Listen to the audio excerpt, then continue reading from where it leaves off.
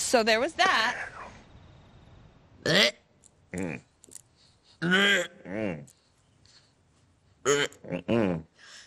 everyone, welcome to my channel if you're new and welcome back if you're returning. So it has been forever since I actually sat down and did a review of any shows. I don't even watch shows, but I was told that I had to get into this 90-day last resort. And all I keep seeing is Michael's face just keeps popping up everywhere. Why is Michael still not in the United States? But we'll get into that. So there are a couple of faces that I recognize from when I actually used to watch 90 Day Fiance. And then there are a couple that I have no idea who they are and what they have going on. So, of course, it's not 90 Day Fiance without Angela and Michael. Got to keep Angela and Michael at all times.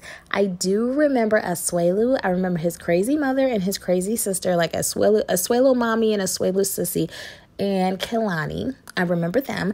I do not remember all of the other people. A couple of them I have no idea. Of course, who wouldn't recognize Big Thumb? The thing that I was confused about was the woman that he was with, but we'll get into that. But first off, let's start with Yara and Jovi. So I remember that she came to the U.S. and they were dating. They got married. Now they have a baby. She's so pretty, but Yara's got a smart mouth. I love it. All I remember is she was pregnant and Jovi wanted to go to strip clubs and make her do all kinds of weird things. But now Yara's putting her foot down, and it seems like anytime he says something or has complaints, she has a smart comeback for him. Well, that's your insecurities. You see, you need to talk to a psychologist because you just cannot go like this for so much longer. And there is something really big that I am keeping from Jovi. So I have a couple of things in my mind that she could possibly be keeping from him, but they all revolve around her not being faithful. So I think like she's gonna be like, I have a boyfriend, or she's going to say, I have a husband or a secret life back in Russia. I think that's where she's from, right? I don't know. Comment down below and let me know. Or it's going to be like, I'm pregnant by my boyfriend. I don't know. Everything just seems to revolve around a man. And the way she talks to him, I can tell she doesn't really respect Jovi. So we shall see. What's he going to do if Angela rolls up behind you? And the last person I want to have there is freaking Angela. I'm pretty sure Michael feels the same way. So now we have the couples that I do not understand. Anyone that gets with Big Thumb, I just feel like they're poor and unsuspecting and maybe they just didn't know. But this one seems to be from America. I thought with 90 Day Fiance, they go to other countries and bring people back. But there were two couples I'm not really sure about. This one and this one. I don't know who this woman is. Yeah, so me either. I really don't. I do remember that I think there was a teaser a while back and it was a woman that lived in Georgia, but I didn't remember the person that she got with, but I could have sworn that it was a 90-day situation. And I think that was her, and she had a daughter and maybe a shop in Georgia. I just remembered it because I was like, oh, Georgia, yay, so close to home. But now that I'm seeing her, I don't remember her being with someone from New York. So maybe someone in the comment section can help me because I thought that they went to other countries, like I said. So what's going on with Big Ed is his woman from a different country, and also Molly, that's her name. Molly's man, is he from another country? Because I don't understand what's going on. I'm just so confused. Everything was great when I was in New York. He had a job, he had a mission, he had goals, he was doing things. Now, I may be confused as to why these people don't have accents, but they're from other countries. But one thing I'm not confused about is what is going on between Kelly and Molly.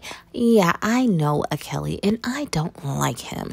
I may do a story time on that, but that's for another time, another place anyway. So what I noticed is Molly starts an argument with Kelly about him mowing grass. And then she's passive aggressive and tries to say that she doesn't have an attitude, but she really did have an attitude. And then he's like, well, was that a shot at me? And I'm like, no, she didn't take a shot. She was just saying it's good if a man knows how to mow grass.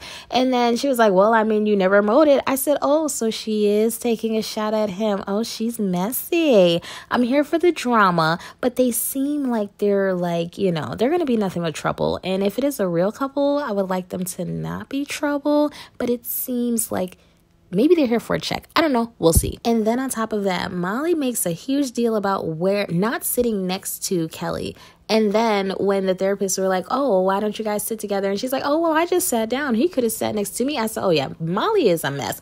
Molly the mess. That's what I'm going to start calling her, Messy Molly, because Molly is on something. It seems like she wants to fight. I don't know if they told her we need you to turn the drama up, but that's what it is. Like, she's the type of woman that will complain that a man works way too much, or he's in the military, or he travels and he's never home. And then when he gets another job or he loses his job, which is what she's like, quit your job, I want you to stay home with me. me. So he quits his job, and then she's like in boss mode, and she doesn't know how to turn it off, and now she views him as weak and lesser than her because he doesn't have the status that he had when they got together. That's what I see with Molly. We shall see if my prediction is correct. Now, we know a party ain't a party until Angela comes through. So my girl Angela is here. She looks great, but she's got her tablet/husband in her purse. So I still don't understand that, y'all. I'm so confused. When I say something nasty, he does blush. Probably out of fear at this point. Angela was flirting with a nice guy who grabbed her luggage. I'm pretty sure this is the closest she's come to chivalry in a very long time because I don't understand what type of dates she's going on with Michael over the tablet.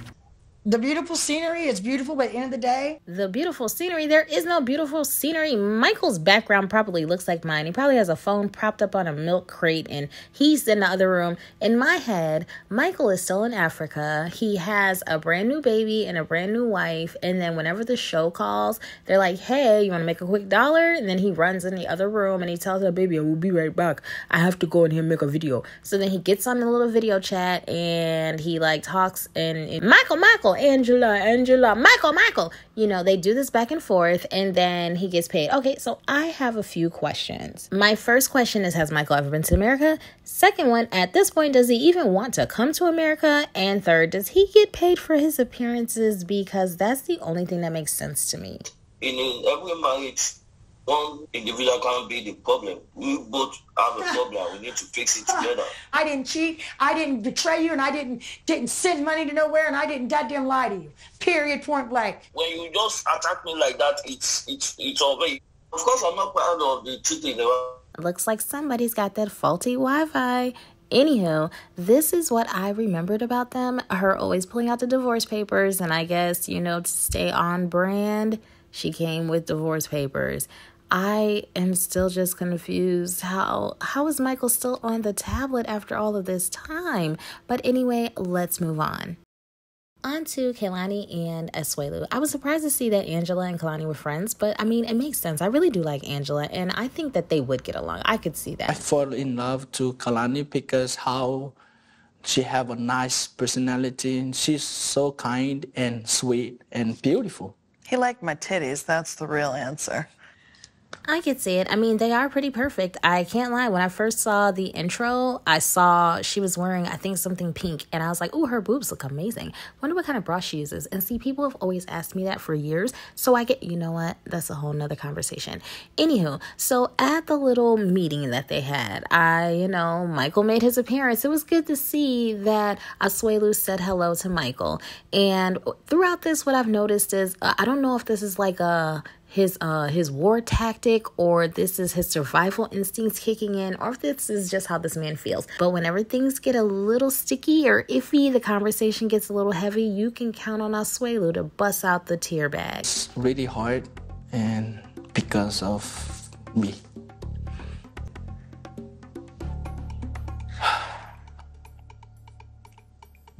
I'm here. Under duress, sir. Yes, we know.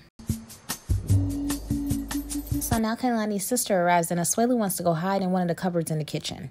Let me go get the door for Auntie. Wait. Huh? You want me to just hide or what?